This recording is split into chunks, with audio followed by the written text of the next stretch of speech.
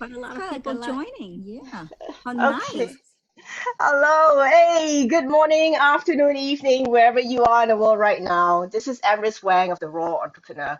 I have like my favorite, like small businesswoman, minority owner from my home in Asia, Southeast Asia, the Filipinas, like beautiful, gorgeous ladies, um, from CocoTherapy, and I am just so excited and nervous, as you can see, just introducing them because I've not spoken to them for I think over a year now. Yeah. Has it Um, been a year?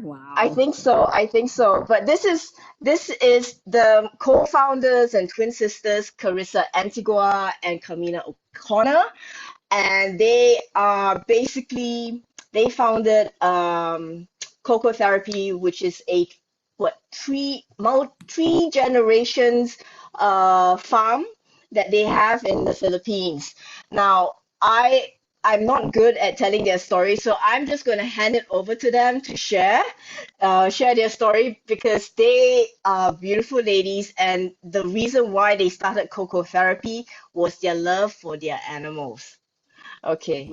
Right. Well, thank you, Amers. Thanks for having us. We're Yep. so excited to Thank be you. here. And thanks everyone for joining in. But as Amers said, we've been making coconut oil in our family farm and facility in the Philippines for 3 generations. My grandmother started it. So we've been doing this for about over 80 years now. But Coco Therapy was actually founded in 2009 because of our little Yorkie named Violet. She was our Yorkie and she had a lot of allergies when we first got her. She wasn't even 1 year old and she would be scratching herself and chewing herself raw. And we didn't know what to do. Yeah, Really. and for those of you who have had animals with allergies, you know it's heartbreaking, and you don't know what to do, and you take them to the vet, and the first thing they want to do is suppress an immune system, and they'll give them steroids like prednisone, and some of you may have experienced that already. So Violet was less than a year old, and that the last thing I wanted to do was start her on prednisone. I mean, we did in the beginning to calm down her immune system, but what we noticed is every time he started to taper back on the prednisone, the itching would come back. So we thought, what do we do? Right. Yeah, it was a roller coaster. It never completely went away and she couldn't keep going back on steroids. Right. So then we heard about Dr. Karen Becker. She is, as you know, very well-known vet, and she was an integrative holistic veterinarian. And this is the first time we really opened our eyes to see the other world of, non-conventional medicine. And we went to visit her, and she had this whole different protocol. And one thing that really struck us, she said, allergies is an overactive immune system. And one way that you can help, obviously, aside from cleaning up her diet and checking out her environmental allergens, is to give her lauric acid, which helps regulate your immune system. And she recommended virgin coconut oil, adding virgin coconut oil to her diet. And at that time, Grace and I were like light bulb moment, because we knew about coconut oil. We knew about its health benefits. We've been using it on ourselves a lot. We gave it to all our animals growing up in our farm and in the Philippines, but we never made that link. Yeah, it's one of those things you kind of take for granted. Yes, You know exactly. about it, and it just didn't click. You're like, Yeah. let me go straight to the vet and get conventional medicine. Yeah. So long story short, we got her started in our coconut oil that we brought from the Philippines. Because for us, it was very particular. We're very particular about taste and quality. So we would bring it ourselves, gave it to Violet. We were able to wean her off the prednisone, and that was it. We never turned back. So that was when we knew that there was something about coconut oil. Now, what made the journey even more interesting for CocoTherapy is the fact that when we ran out of our own, we went to the grocery store to buy a cooking grade coconut oil. So while it did help her because there was medium chain fats in there, there was something different where she was still a little itchy. She was still a little red. So we knew there was a difference. So that opened our eyes to it. We went back to our family and said, what's the difference? And what can we do? That's when we started to learn more about coconut oil than we did before. And there's just different levels and quality and how it's made. Right. So that's basically how CocoTherapy started.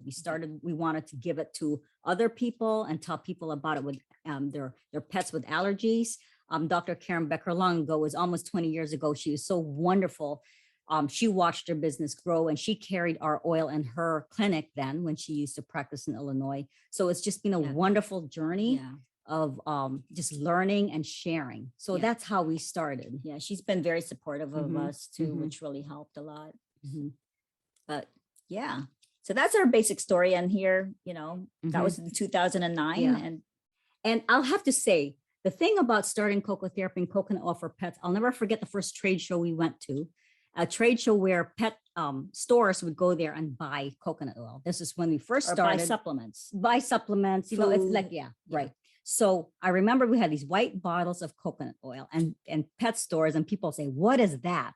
So this is in 2009, where it wasn't widely given to pets. So we started this journey of educating people about coconut oil, what it is. You know, at first they're like, is that lard? Oh my gosh, it's a saturated fat. It can't be good for our animals, because we all hear it as humans. Saturated fat is bad for you, right? It's going to stay away from saturated fat. It's going to cause a heart attack. So it became a really long journey of educating people what coconut oil was. And then that's when we started to see a lot of the myths and misconceptions about coconut oil. Yeah. So, I mean, I think one of the things people are afraid of is they don't understand coconut oil very well. They don't know what it is, and they just know a lot of things that, oh, it'll cause, it's not good for pancreatitis, etc. So we thought maybe today we'd talk a little bit about the myths about coconut oil. Yeah. Right. Yeah. What do you think? I think so. And I think the number one myth that we hear a lot is because coconut oil is a fat, and a lot of people are afraid of fat, that it causes pancreatitis in animals. So that is the number one misconception that we hear. But what people don't know is, yes, animals with pancreatitis and people as well, they need to be on a low fat diet. However, animals and people can't live and thrive on a low fat diet, especially animals. Animals are actually designed to consume saturated fats. They're just that's a biologically appropriate food for animals, is saturated, a food high in saturated fats. But I agree, if you have an inflamed pancreatitis, then yes, it would be harder for an animal with lipid disorder to break down fats and metabolize fat. Yeah. But the reason what makes coconut oil so unique is coconut oil doesn't need biliary enzymes or pancreatic enzymes to be digested or metabolized in the body. It actually gets metabolized directly in the liver and converted to ketones. So this is what makes coconut oil an extremely beneficial fat for animals with pancreatitis. And as a matter of fact, I had a cat who just recently passed away a few months ago. He was almost 20 years old, and he had pancreatitis since he was 15. It's like an idiopathic pancreatitis where they didn't know what it was. Yeah. And sometimes it happens with cats. Definitely. It was chronic, not acute. So it just happened over his lifetime as he got older. And I could not give him fish oil. He had to be I had to watch his fat content, but the only way I could, and being an older cat, I mean, he had a tendency to lose weight, and he needed a high energy, calorically dense food. And I needed to give him that extra fat. And the only fat that would help sustain him and help him thrive was our virgin coconut oil. And he had pancreatitis. We had the blood work done, every 6 weeks. And he did great on it. So that is just, Yeah. So it does. So animals with pancreatitis, we get this question often. Yes, they can take coconut oil. So that's probably number one myth. Yeah. Or they're really afraid. And if you talk to integrative vets, that is the oil they recommend for animals with pancreatitis. Right. I think another misconception we hear a lot about is, does it cause fatty liver disease in animals, especially cats? So people think it causes fatty liver disease in cats, but would you like to answer that one? Yeah, it doesn't. So fatty liver disease is when the liver becomes fatty, and it typically happens in a cat that's slightly overweight, and they get sick for some reason and they stop eating. So they somewhat go on a fast and they lose weight very quickly. And when that happens, the body needs to rely on its fat reserves. So you have a fat cat, stops eating, and the body's saying, I need energy. So it goes to the fatty reserves in the body, right? Now, then the cat loses weight very quickly. And unfortunately, the liver, these fat reserves in your body needs bile acid it needs lipase to break it down. And so it gets flooded to the liver, and then the liver can't process it. And then the liver becomes fatty. So it's a more of a complex metabolic process to get fatty liver disease. So you don't just give coconut oil and bang, they get fatty liver disease. Fatty. Right. In fact, I had a cat. I don't know why it's always cats today, because I'm sure we have dog owners out there. His name was Montecore. He was about 20 pounds in his prime. He was a rag doll, so it was really big, right? Towards the end of his life, he started to lose weight very quickly. So that scared me, because in the back of my head, I'm like, okay, I have a 20-pound cat, probably slightly overweight, but he was big and he's losing weight quickly. I'm like, shoot, I don't want this cat to have fatty liver disease. And he didn't want to eat. Long story short, he had lung cancer, but that's a whole different story. But he didn't want to eat. So what I did was I would give him coconut oil. He would lick it. And it literally, he did not get fatty liver disease. It gave him the energy he needed because it was very easily metabolized. And frankly, I think that helped him. It helped him survive the last few months, a quality few months, because he did have energy.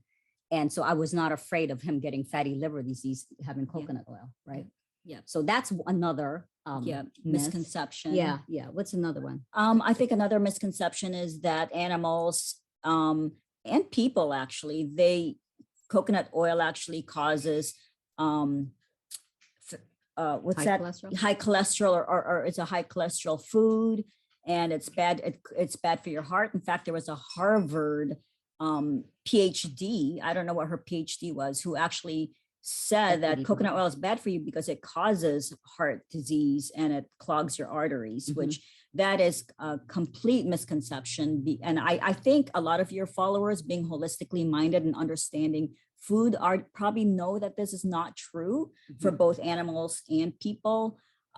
So that's another huge misconception, though, because they say coconut oil is a saturated fat. And back to, the very beginning, there's actually two kinds of saturated fats that people don't know. So there's long chain saturated fats and medium chain saturated fats.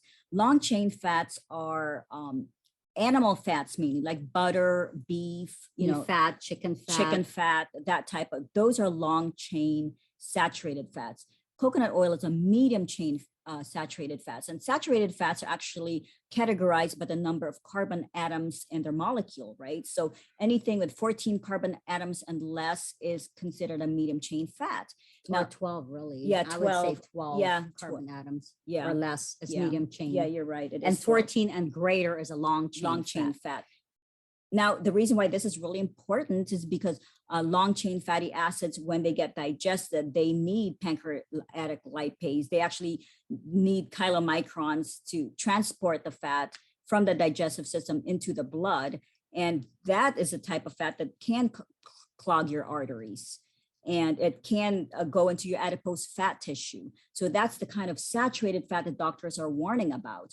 Now, for animals, medium chain fats, meanwhile, like I said before, doesn't get transported by chylomicrons. It actually gets delivered to the liver through the portal vein, and it gets converted to ketones. So it will not clog your arteries. It won't give you heart disease in the way that long chain fats actually get metabolized. So that's another huge misconception. But just so that you know, animals are totally different from humans. They can actually tolerate a lot of saturated fat as long as the fat is not rancid, it's not oxidized, which is why we are proponents of raw feedings, especially when it comes to fat. If you give your animal cooked fat, it's oxidized or rancid, that can be a cause of pancreatitis, actually. So you always hear people, after Thanksgiving, or they give their animals like turkey, drippings from the pan, and they give them and all of a sudden, because you'll hear conventional veterinarians say after Thanksgiving they have a whole increase of emergency cases of animals coming in with acute pancreatitis, and it's because their animals gave them turkey or from their turkey dinner. And so people are so afraid of fat because of that. But what they don't realize is the fat that they've given them is actually cooked and oxidized fat that can cause pancreatitis. So that's a whole different thing. But raw fat actually is very safe for animals. Yeah. If we actually, there's been so many studies that they let a bunch of wild dogs or some dogs yeah.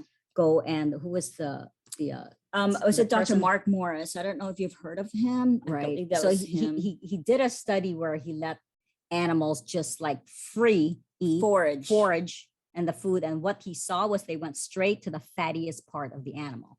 Yeah. So He did this study with wild wolves and Mhm, domesticated dogs. So he had all kinds of protein, fats, vegetables out and allowed them to forage. And what he found was the dogs and the domesticated dogs and the wild wolves would go in and gorge themselves first with fat. And then when they had their fill with fat, they actually ate protein next. And then after protein, then they would obviously eat some of the fibers and the carbs. Now he was the person that started the biologically appropriate food for dogs. He started that whole raw food. Yeah, not necessarily raw, but biologically appropriate food. Yeah. So he was the one that did that study. It's a very fascinating study. You could actually look at it. But keep in mind, these are raw fats. Yeah. So if human beings ate as much fats as our animals did, our blood would turn to sludge. It's long chain fats we're talking about. Our blood could not handle it, but animals were built to do that. So I think there's a disconnect when people humanize their animals so much, their dogs and their cats. We hear our doctors telling us easy on the saturated fat, don't eat all that beef and steak, etc. So they transfer it to their animals. So they're afraid of the saturated fats for the animals when first of all, we're not, giving them that much. And usually, we recommend raw, and B, coconut oil is metabolized very differently from long chain fats. Right. So that's another misconception. What else? Oh, another misconception that we hear is that coconut oil, specifically because of the lauric acid, causes metabolic endotoxemia or leaky gut in dogs. That's another misconception. And this is actually quite complex, but crazy. Maybe if you can say it in a... Yeah, well, okay. Coconut oil we know is antibacterial. So it's been proven to kill like gram-negative bacteria. And the reason why it's good, okay, just to step back, did you know mother's milk is made out of medium chain fats? They call mother's milk kind of Capra milk. So when babies drink, oh gosh, sorry, we have two dogs here and they kind of like scuffled over a bone. I'm like, oh my goodness, that was like, no, come here. But mother's milk is very high in lauric acid, very high in saturated fats. So if that were true, then babies and animals would be getting leaky gut like crazy. If that were true. So it supports their gut. So this is what happens when coconut oil is antibacterial. So when a baby drinks mother's milk, it helps them build a healthier immune system, right? And the way it does that is it'll kill deadly bacteria in the blood, in the gut, and the body will recognize it. Oh, here are fragments of dead bacteria, and they will mount a light immune response to it. And it's basically training your immune system to recognize like deadly pathogens. Okay, and so that's what medium chain fats do. So the reason why there's such a misconception about giving coconut oil to dogs with leaky gut, they're afraid, is because yes, it kills gram-negative bacteria or bad bacteria in an animal's gut. However, so what happens when it does that is it's called lipopolysaccharide or LPS. It's an endotoxin. It leaks through the gut, whether you have a healthy gut lining or not. But what you have to remember is this LPS are fragments of dead bacteria. So your body recognizes it. They see dead bacteria. They'll mount a small immune response to it, clear it out, and that's it. So that's how you build a healthy immune system. It will not cause a leaky gut, and you don't have to be people don't have to be worried about the LPS because they're just fragments of dead bacteria.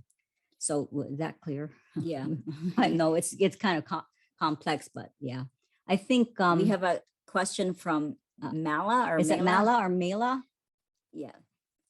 It says we have two Labradoodles, one 13-year-old called Mango, who's 32 pounds. Oh, wow. 7-year-old, he's 75 pounds. Wow, okay. Steve. And then we have 1.5-year-old Frank's 50 pounds. Mango and Frank stretch a lot. We feed steamed veggies and different fishes. My husband gives him a teaspoon of coconut oil with fruit every morning. Oh, good. Can we get your coconut oil in Toronto, Canada? Yes, you can. Yeah, absolutely. Absolutely. Yeah. And coconut oil, there's different varieties, different grades of coconut oil, but what thing that's important to note, and briefly, just for people that are looking for coconut oil, the best thing to do is when you look at the jar, try to see if there's and the guaranteed analysis or somewhere in the label, if there's a lipid breakdown of the fat. You do want to have coconut oil that is high in lauric acid, caprylic acid, and capric acid. So a lot of the food grade coconut oils may not list this, but it is important to see that, because you want to find a coconut oil that's high in lauric acid. Another thing that's important is make sure that the coconut oil is In a glass jar. in a glass jar, which is obvious. It should be organic, USDA certified organic. The NOP certifier should be listed on the jar. We have seen a lot of coconut oils where it has a USDA organic seal, but the NOP certifier is not listed in the jar. So that is extremely questionable. And then if if you're very curious, you can actually call the certifier and ask if that brand is actually certified organic. There are so many, I don't want to use the word scams, but there are so many scams. Well, just like in food, you know, it's like olive oil. I'm sure. Have you ever gone to the olive oil aisle? And they have like lots and lots of bottles. And you don't know what to buy. And then you'll have a $1 bottle, and you'll have a $15 bottle, and you're like, oh my goodness, and you're what's wondering the difference? why and what's the difference. But there really is a huge difference. Another thing that people say is, you see on the label, it says raw, cold pressed, extra virgin coconut oil. Those are the coconut oil terminology that people look for. But first of all, there's no such thing as extra virgin in coconut oil, because extra virgin only applies to the olive oil industry. Extra virgin and olive oil industry means that it's first pressed olives. Extra virgin means first pressed. In coconut oil, you can only press coconut once. You can't press it more than once. Virgin in coconut oil means unrefined, has nothing to do with pressing. So you want regular virgin coconut oil, meaning unrefined. However, there is no USDA or FDA regulations for the term unrefined, which is extremely unfortunate, because coconut oil can be partially refined with hexanes and bleach and still be considered virgin, which according to the manufacturers, so you don't really know 100% what you're going to get, which is super sad. I think what we tell people when they're looking for a good bottle of coconut oil is, don't be afraid to call the manufacturer. Ask them for their certificate of analysis and say, what is your medium chain fatty acid breakdown in your coconut oil? Yeah. How do you process it? You know, and country of origin. I don't know if you've seen some bottles of coconut oil. They'll have multiple countries of origin, so they'll say the Philippines, Sri Lanka, and Thailand or whatever. It's like 3, which tells you that they're sourcing from different countries, and they're probably blending the oil, so it's very hard to trace. It's super hard to trace where it's coming from. Yeah. So like for us, we know exactly down literally from the tree, the farm to the facility, because our family owns the farm and facility. Right. So it's very tricky, but manufacturers should be open to sharing that information. So that's I think another thing that people don't understand, there's so many different kinds of coconut oil. I'm sure you've seen coconut oil in your shampoo, coconut oil for cooking, coconut oil, in pharmaceutical settings. Now, for us, just to simplify it further, there is food grade coconut oil, which is what you see in the grocery stores. They're healthy, they're good for cooking. There is a cosmetic grade coconut oil, and this is the coconut oil they use a lot in shampoos and conditioners, and cosmetic coconut oil is usually refined coconut oil. They're highly refined, or they're refined coconut oil. They're not the coconut oil that you're going to see and eat and put in your food, because that is a lot more expensive. And then there is what we call the therapeutic grade coconut oil. And these are the coconut oils that are proven to have high lauric acid levels, high caprylic and capric acid levels, and they are not refined. They have no hexane, no bleach, no solvent. And these are the oils that they use in lauric acid pills, for example, or you use them in as an ingredient for preemie baby foods, the medium chain triglycerides. If you look in a premature baby food, those are the medium chain triglycerides that they want for the for those type of nutritional formulas and nutritional foods. So there is different kinds of coconut oil to make it even more complicated. I mean, I always say when in doubt, contact the manufacturer. Yeah. I become one of those people when I'm about ready to buy something. And it's important to me to get a good grade of, say, I don't know, olive oil or whatever. I'll reach out to them and say, you know, what's your certificate of analysis, which they should have, you know, the testings for certain food products, especially if it's food, you know, they should be very transparent about it. Yeah. Yeah. So, that's about it. What, Yeah. do you guys have any other questions about coconut oil that perhaps you may have heard? Because I do know some people have a fear of coconut oil because they don't necessarily understand it. Oh, here's another misconception. A lot of people say, well, if you talk about biologically appropriate foods, animals were not meant in the old, you know, back in the wild, they weren't climbing trees and getting coconuts out of the tree. So why are you giving it to their food, adding it to their food? So it's not beneficial for animals. They don't need it. For us, the way we look at it is coconut oil supplies the medium chain fats that they originally had when they were babies in the mother's milk. So the benefits of these medium chain fats, they can carry throughout their lives. So that's really important. And in the same way that we add fish oil to animals or green lip mussels to animals, they weren't out there catching fish or, you know, green lip mussels. But what we do is we try to add functional foods to our animals' diets that can help them, you know, over the years with what they need biologically and for. And I always look at it as the best macronutrients you can give your animal. So macronutrients, you have fats, carbs, and proteins, right? So what are the best proteins or carbs or fats you can give your animals? And we do know that coconut oil, because of its very unique chemistry profile, is one of the best, most easily to be metabolized fat you can give animals, both healthy and animals who are sick who can't metabolize fat. So for our opinion, coconut oil would be the best fat that you would choose to give for your dog as a macronutrient, because people will say, well, you know, coconut oil as a micronutrient, it doesn't supply any particular vitamins or minerals, but we're talking about macronutrients, and fat as a macronutrient is actually beneficial.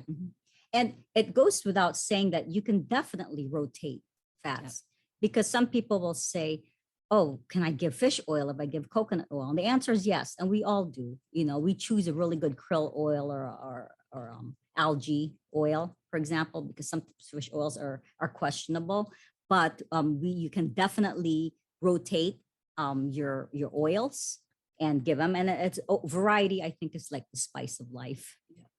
For sure. Yeah. So I think that's it. If you guys have any other questions, we could go on and on about this, so we won't. We're gonna stop. We just wanted to hit the main pain points that people have about coconut oil, the biggest misconceptions. Oh, thank you, ladies. One thing I have to say, I live in Singapore, and I actually, like, years ago, I had to get their oil all the way from the US and ship it over. My friends would help me ship it over as a care package. And I was struck by the quality of their coconut oil compared to what I would get, say, off the shelf in a supermarket in Singapore. And mind you, Singapore is in Southeast Asia, we're like surrounded by coconuts. And what they said is very true, because when I tasted their coconut oil versus what I normally buy off the shelf here, it was way different. I mean, their oil is so tasty. I mean, like, you can literally use this as a dip, and my dogs, my cats, they love it. They absolutely love it. And they have like a product called with MCT oil itself, which is uber amazing. I mean, like, I've used it even like for wounds and cleaning. It's not just like for ingesting, but it's really wonderful what their oil, because they have such a high standard and they take such pride and they love their animals so fiercely, that they make sure that the quality of their oils are like better than what you get, like normally they will go way beyond. And they have these amazing treats, like, seriously, for cats and dogs. And I mean, like, I have to fight with my dog with the coconut chips. Okay, when I open them, suddenly my dog will appear out of nowhere. she'll just like pop her head between my legs and she'll sort of look at me like doughy eyed. Hello, could I have some, please? So I'll be like, okay, one for you, one for. I know it's actually for them, but I actually really, really like it, and I sprinkle it on my own food as well, and I just eat it as a snack. But Yeah. if you have the opportunity to find a retailer in your area, I highly recommend, trying out their oils, because how my sick animals have responded to their coconut oil is like so different from the regular coconut oils that I can get from the supermarket. And it blew my mind. And that's why I was so interested in interviewing them, I think over a year ago, because it's like the quality is so different.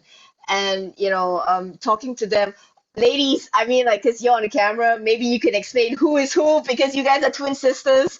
Yeah, sorry. I'm Charisa and I'm Carmina. So And if you guys have questions too, you feel free to email us. mm, We're very accessible and we answer everybody's emails, believe it or not, that yeah. we get. And we get a lot of emails. So, and we are very happy to answer all of them. Yeah. So, I just want to thank everyone for coming today, and for the ladies for making their time. Um, is there anything else that's normally commonly asked about coconut oil, or like besides the misconceptions that you guys have? They'll say, do they need to refrigerate it? And the Mm, answer is no. It's a very stable fat. Again, because most saturated fats are more stable than unsaturated fats. And because of that, coconut oil doesn't tend to go rancid. So one question we always get is, do I need to refrigerate it? The answer is no. And the Philippines is a tropical country. It's always on the kitchen shelf and it's melted all the time. They hardly see it white over there, like white solid. So it's so stable. And by the way, we test our oils. We have a lot number underneath our bottles and we test it for rancidity. We can trace every lot number back 5 years in case there's a problem. And we have a very strong oil because of it's highly saturated. It's very low moisture, very low water. So yeah, you don't have to refrigerate it. Very stable. yeah. Yeah. So, So that's all really. That's the other question we get. oh, well, ladies, honestly, from the bottom of my heart, it's so wonderful to see the two of you. You You know, too, Amrys. It's good to see I, you. I have always admired your work ethics, and the love for the animals that you have, because, it's like not many, the pet food industry, especially with pet supplements and all that, it's such a lucrative market, Mhm, and mhm, pet parents really love their pets. So they would just always think that, oh, yeah.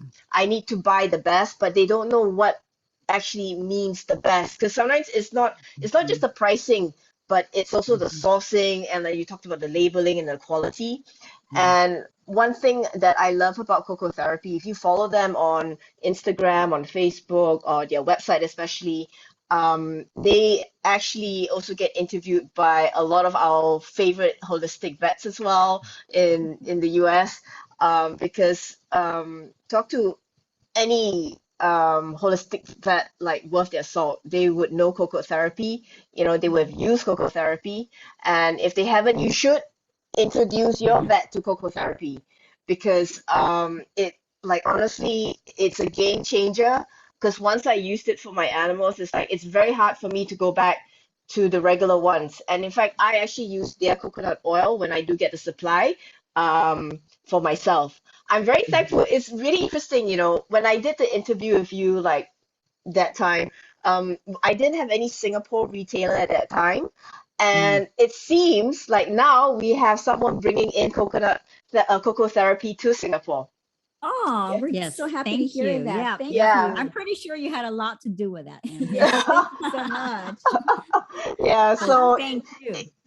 it's like a beautiful, beautiful oil they use. Like, honestly, to me, it's like the golden nectar for coconut oil. And if you Mhm. ever have a question, really, honestly, just email them. They are lovely, Please. lovely ladies. They will answer anything and they'll do their best to help you. Okay. So I've taken up quite a bit of your time today. So That's if fine. there's no other questions right now, please remember you can always email them directly. Okay. Thank you. Thank you so much.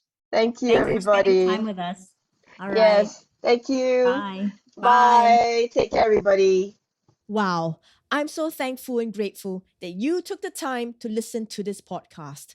It would mean the world to me if you could subscribe, download, rate, review, and share this with others whom you care about that may enjoy it as well. Thank you, and remember to be kind to yourself and others. Have a awesome day, everyone.